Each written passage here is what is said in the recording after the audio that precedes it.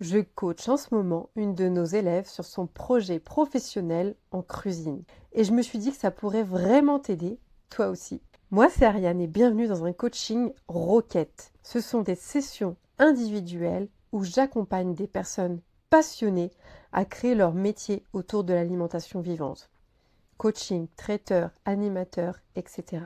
Je vais te partager une série de coaching avec cet élève pour que tu suives son évolution au fur et à mesure. Parce que les questions, les blocages, les défis qu'on aborde ensemble, il y a de grandes chances que tu les vives toi aussi dans ton projet. Alors installe-toi, tu vas sûrement te reconnaître et surtout repartir avec des solutions hyper concrètes. Bonjour Adeline, comment vas-tu? Bonjour Ariane, ça va? Super. Alors aujourd'hui, donc toi Adeline, là tu as commencé le programme Rocket récemment et tu as un projet dont tu vas un peu nous reparler et donc on va envisager ensemble du coup comment est-ce que tu pourrais le développer, l'inscrire du coup dans l'environnement dans lequel tu es, etc., etc. Alors vas-y, parle-nous un peu de ton projet d'abord. Moi, j'aimerais bien pouvoir mener des ateliers en alimentation vivante pour pouvoir montrer aux personnes qu'on peut manger différemment et prendre soin de sa santé. Et également, je voudrais qu'il y ait une ouverture, des sortes d'ateliers donnés un petit peu dans des restaurants pour qu'ils puissent étoffer un petit peu leur carte, notamment pour les personnes sans gluten, sans lactose, avec beaucoup d'allergies. Et je trouve que généralement, leur carte, elle est trop pauvre. Ils tournent facilement autour de la salade avec 3 tomates et 2 grains de maïs. Et on va pas au restaurant pour ça. C'est pas parce que Ouais. on mange différemment ou que notre manière de consommer les aliments est moins commune qu'on n'a pas le droit d'avoir des choses qui sortent un peu de l'ordinaire et qui sont plus gourmandes et plus adaptées à un restaurant quand on sort, quoi. Le pire, c'est les assiettes d'accompagnement. Tu sais, ils te font un medley de tous les accompagnements qu'ils ont. C'est ça. Et après, peut-être aussi avoir cette ouverture aussi en pâtisserie, avec Ok. la possibilité pour les pâtissiers. Ici, on est en Dordogne, on est donc en très vaste campagne.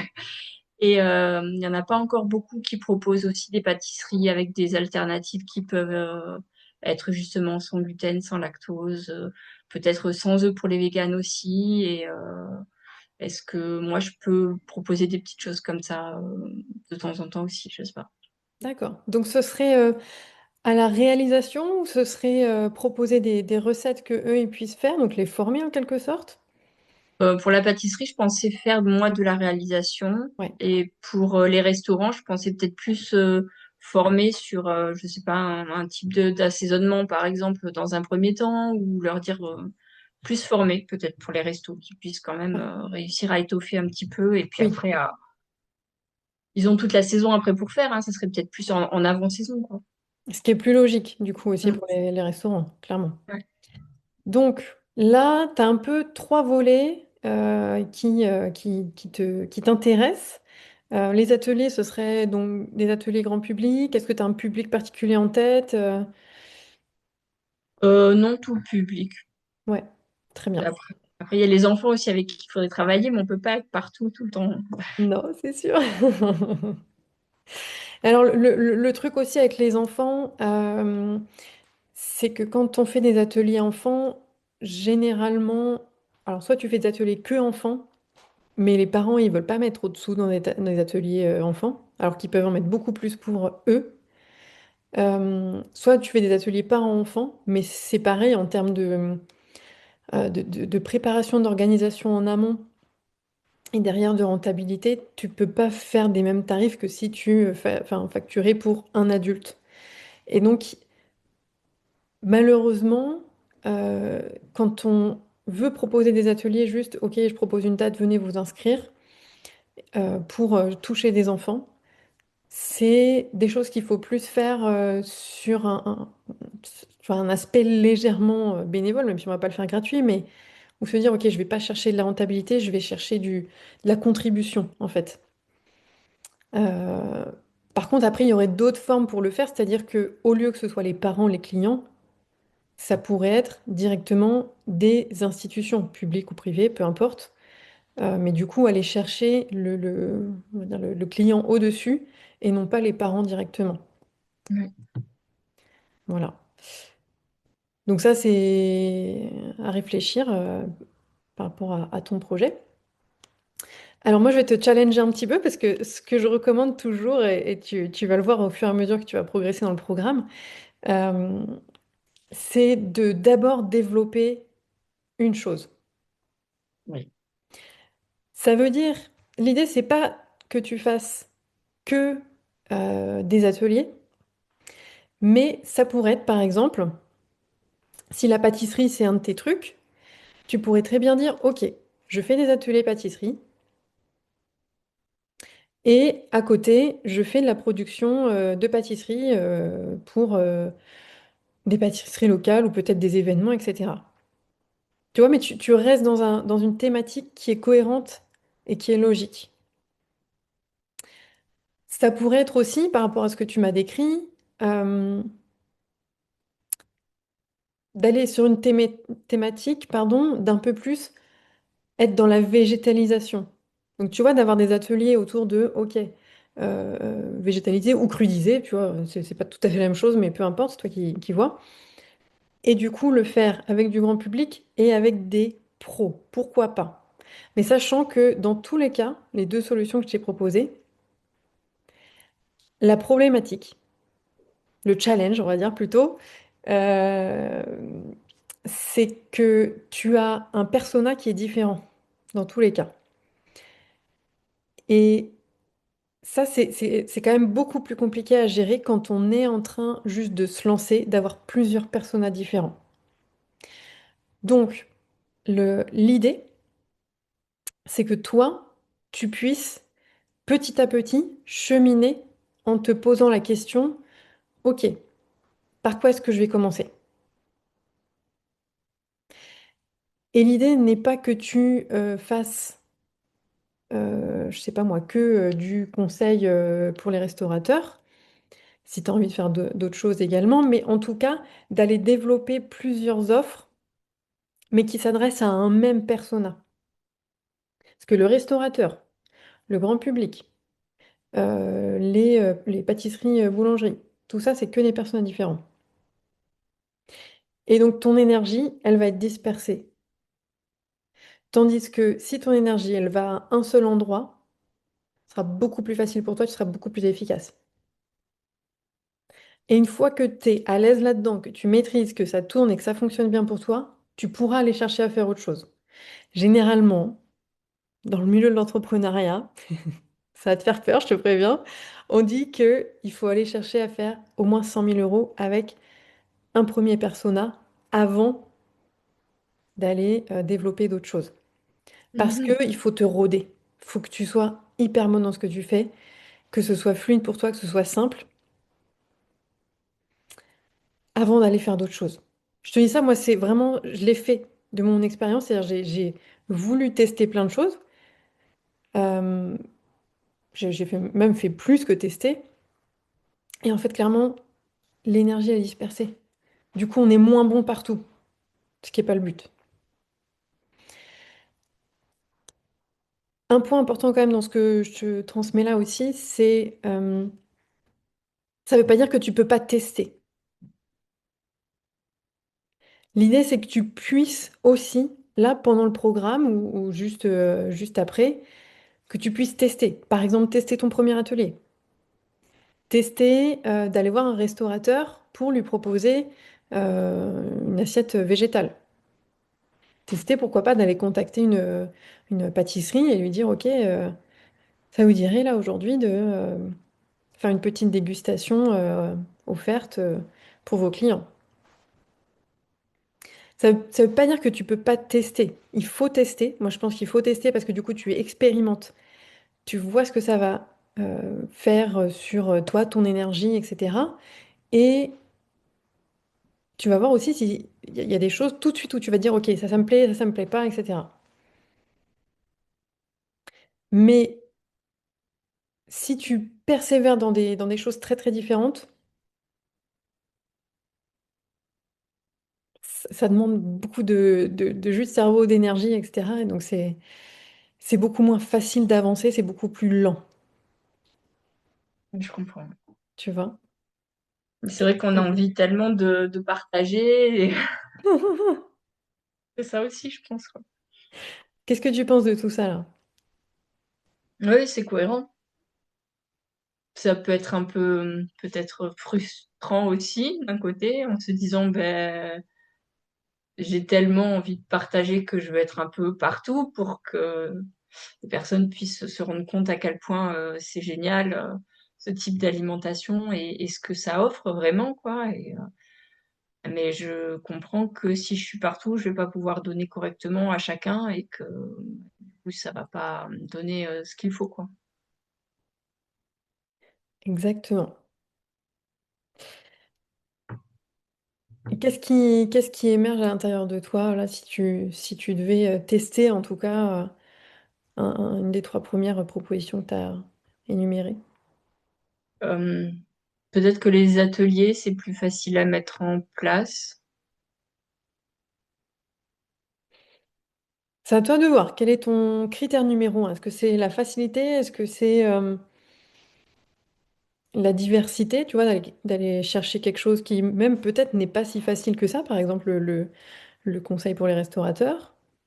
Peut-être que bah, avant d'aller voir les restaurateurs, faut que j'ai moi aussi euh, eu de l'expérience, comme tu dis. Alors toi, tu parles à 100 000 euros, mais peut-être ne serait-ce que en nombre d'ateliers, d'échanges et de cheminement avec les personnes.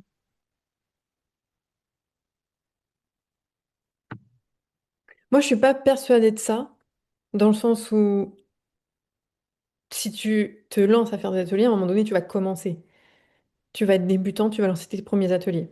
Et ça va être la même chose pour du conseil au restaurateur ou la création de pâtisserie. Il y a toujours un moment où tu vas commencer. Donc t'auras pas moins de crédibilité parce que tu t'adresses à des pros. L'idée quand on commence quelque chose comme ça, c'est qu'on fait vraiment une phase test. Donc pour un atelier, tu crées un atelier test, par exemple. Des pros, là, si tu voulais aller les voir, moi, ce que je ferais à ta place, c'est d'en contacter un, deux, trois maximum et de leur faire une offre, soit complètement gratuite, mais il faut que ce soit bien bordé pour pas qu'il y ait d'abus. Dans tous les cas, il faut que ce soit bordé. Soit à vraiment un tarif, un tarif réduit, qui soit vraiment attractif et qui se fasse en toute transparence, dans le sens, je me lance, voilà, j'ai tant d'expérience, parce que tu en auras aussi au cours de la formation. Euh, et voilà, vous êtes mes premiers clients, vous êtes les premiers avec qui je travaille, mais je suis passionnée de pouvoir vous aider à. Il faut toujours parler des gens aux gens, pas parler de soi. Je suis comme si j'ai expérimenté ça. Non, non, eux, ils s'en foutent.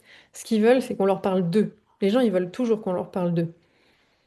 Donc, allez parler directement à eux et leur dire, j'ai observé dans votre carte, etc., etc. Je vous propose d'avoir une assiette végétale simple avec ce que vous avez déjà l'habitude de travailler, tu vois, quelque chose comme ça, quoi. Et de jouer carte sur table, que tu débutes, que tu commences et tu vois, de commencer petit. Un petit restaurant. Pas enfin, l'image que j'ai près de chez moi, parce que je suis au bord de la mer, c'est le grand moule frite du bord de mer, tu vois, qui a 50 ou 100 couverts. Ça, non, on va faire plus simple.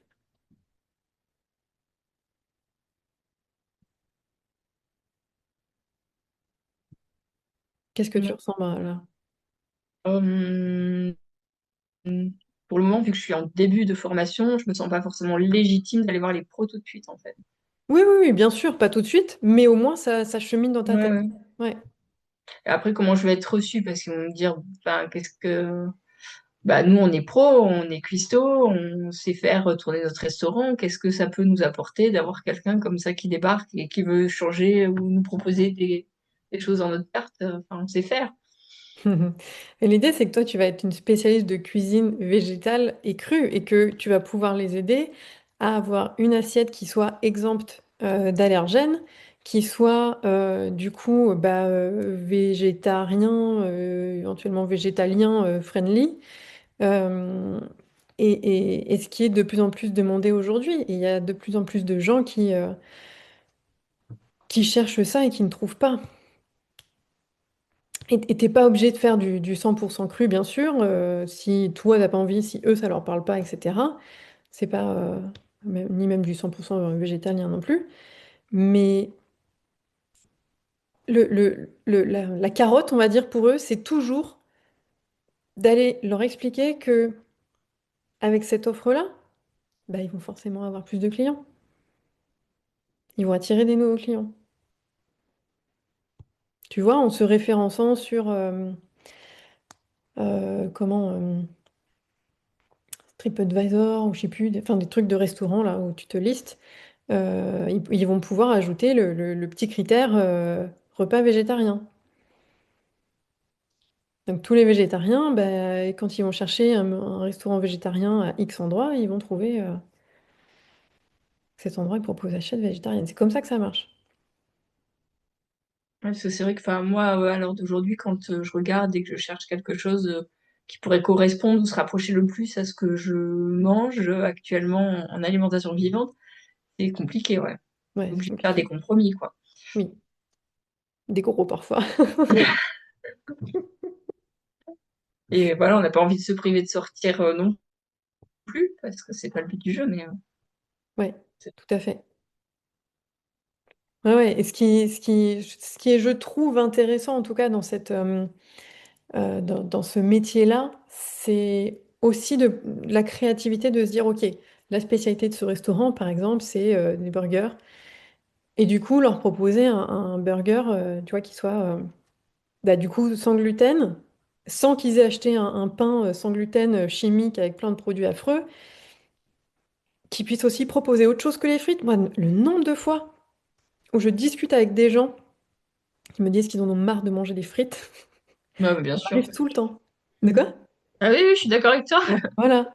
Donc, qu'on fasse autre chose que les frites, quoi, tu vois?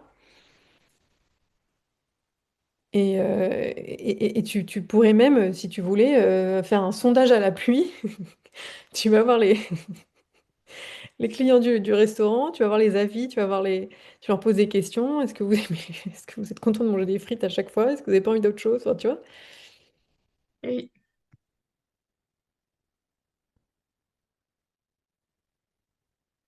Voilà. Là, on est parti un peu sur ce biais-là pour aller creuser ce sujet-là. Mais j'oublie pas qu'il y avait les autres propositions aussi que tu avais en tête. Tu veux qu'on creuse un peu les autres aussi? Ouais. Ok. Je commence par quoi? Atelier? Ok. Toi, t'es dans une ville, il y a à peu près combien d'habitants? La ville, on va dire, à côté, où il y a un peu de service, 2000. Ok. Et c'est quoi la grosse ville la plus proche de chez toi? Euh, à Sarlat. Et d'habitants, je sais pas. Non, non, mais me dis pas, c'est pas grave. Euh, c'est à combien de temps de chez toi, Sarlat? 20 minutes. Ok. T'as 8708. 10 700? 8 700, ok. Euh, t'as plusieurs façons d'envisager ça. En effet, les ateliers dans des endroits un peu plus euh, reculés, on va dire, c'est forcément un peu plus challenge que quand tu es en plein centre-ville. Ça, c'est sûr. Donc, tu vas avoir besoin d'aller faire un peu plus de com. d'être plus présente dans la vie associative, la vie, tu vois, un peu municipale, les choses comme ça, pour te faire voir. Euh, et puis, surtout, surtout, ne pas lésiner à bouger. Et pas forcément rester figé, entre guillemets, sur l'idée de, OK, moi j'habite à tel endroit, je vais faire les ateliers chez moi et basta. Parce qu'il faut ouvrir le champ des possibles dans ces cas-là.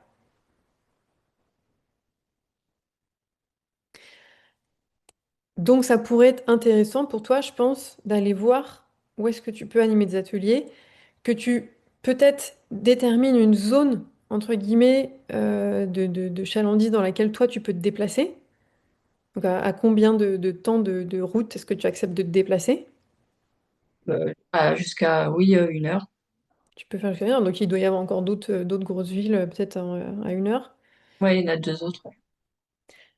Donc ça agrandit encore plus le champ des possibles comme ça. Et donc il va falloir du coup être smart pour vraiment se positionner un petit peu partout, dans des réseaux notamment. Toi aussi, en venant, tu vas faire des démonstrations, des petites animations gratuites, etc. Donc pour te faire connaître et ensuite vendre les ateliers derrière. En sachant que tu le découvriras aussi en avançant le programme, mais l'idée c'est que pour ta rentabilité, qu'on ne va pas faire que des ateliers. On va développer une à deux autres offres à des tarifs plus élevés.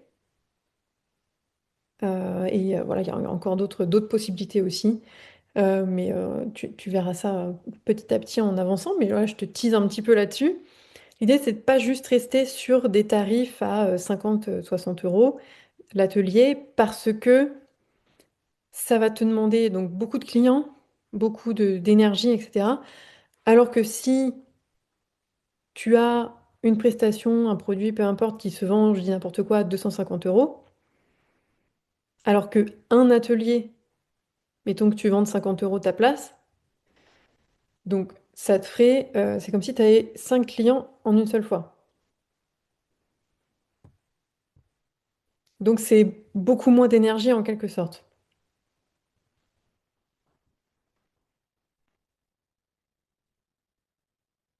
Et j'en profite pour faire une petite parenthèse, mais voilà, ce que je t'expliquais au début sur le fait de ne pas se disperser, se concentrer sur une chose à développer, ça c'est la théorie. C'est ce que je vais te recommander. En pratique, c'est toi qui choisis. Si tu as envie d'avoir deux personnages différents et de faire deux choses un petit peu différentes, tu fais ce que tu veux. Et je serai là pour t'aider à le développer, tu vois? C'est vrai que pour l'instant, comme il y a beaucoup, enfin, plus, quand même, on va dire 3 grosses idées, je peux pas faire de toute manière les 3 en même temps, ça fait trop, quoi. Trois en même temps, non. Tester, tu peux. Les développer les trois en même temps, non. Clairement. Donc il faudra quand même que je fasse des choix pour débuter, quoi. Ouais,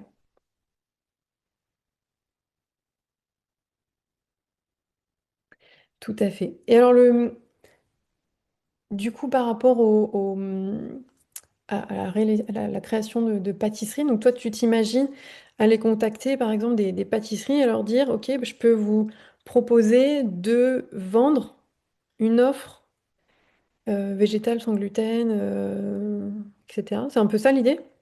Oui, c'est dire, bah, je sais que vous avez pas forcément ni le temps, ni forcément les moyens ou quoi de proposer des choses alternatives en termes de sans allergènes, en tout cas pour les personnes, enfin j'imagine. Et moi je sais le faire en tout cas, et soit je peux proposer, je sais pas, une pâtisserie par jour, ou une pâtisserie sur le week-end, ou mettre ma carte, ou si vous avez des demandes, vous pouvez me les envoyer, ou alors eux, ils sont d'accord pour m'acheter un nombre de tartes ou de gâteaux par semaine, et après eux les revendre. Je sais pas exactement. Ouais, dans tous les cas, il vaudrait mieux que ce soit la dernière option pour que du coup, il y ait des rentrées régulières aussi dessous, quoi. Tu vois? Ouais. Pouvoir nouer des vrais partenariats. Et pour moi, il n'y a même pas que les pâtisseries en fait qui seraient intéressées, même des restaurants, hein. Ah oui. Bah oui. Ouais. Ah ouais, Bah, carrément. j'imaginais pas en fait que les restaurants, ils achètent des produits pour les vendre. J'imagine qu'ils font tout eux-mêmes. Mais Ah, non. Mais non. Picard! Métro!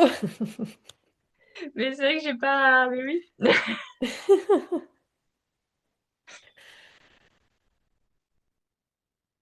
Et ça, c'est un sujet qui te tient à cœur aussi? La pâtisserie? Ouais. Oui, parce que la pâtisserie, ça symbolise aussi la gourmandise, quoi. Pour moi, Mm. en tout cas. Et et t'as le droit d'être gourmand et de prendre soin de ton corps en même temps. Et il y a des personnes qui sont frustrées de pas manger certains aliments et parce qu'ils ont des allergies, c'est ça qui leur cause. Ils restent là sur cette frustration parce qu'ils ont peut-être pas d'autres informations sur l'alimentation. Mais juste de se dire, bah, j'ai le droit de me faire plaisir sainement avec d'autres choses et facilement et c'est ok. Ça peut être bien, quoi. Mm. Tu sais que depuis le début de notre échange, c'est là-dessus que je sens le plus d'énergie de ta part dans Ah, ton discours. ok, je sais pas. C'est bien aussi d'avoir, tu vois, ce côté un peu miroir, d'avoir quelqu'un d'autre. Ok. Après, c'est que je me dis comment je fais pour m'organiser, la gestion des frigos, la gestion du, tu vois, enfin tout ça, quoi. Oui, ça fait pas mal de questions en suspens encore. Euh, Ce que je te propose, c'est que on les garde pour notre prochain échange. Marche. Et comme ça, d'ici là, je pense que tu auras peut-être un peu avancé sur la question de, OK, par quoi je commence? Si c'est pas le cas, c'est OK aussi. Euh, mais du coup, je pense qu'on pourra approfondir ce vers quoi tu veux aller en premier. Ok.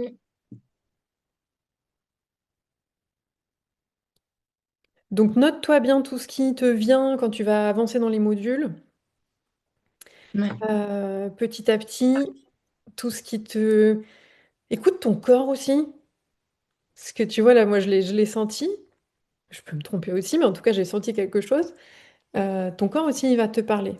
Tu vas avoir des choses qui vont plus résonner au fur et à mesure que tu vas progresser dans tes réflexions. Et puis, surtout, il faudra que tu testes, que tu passes à l'action.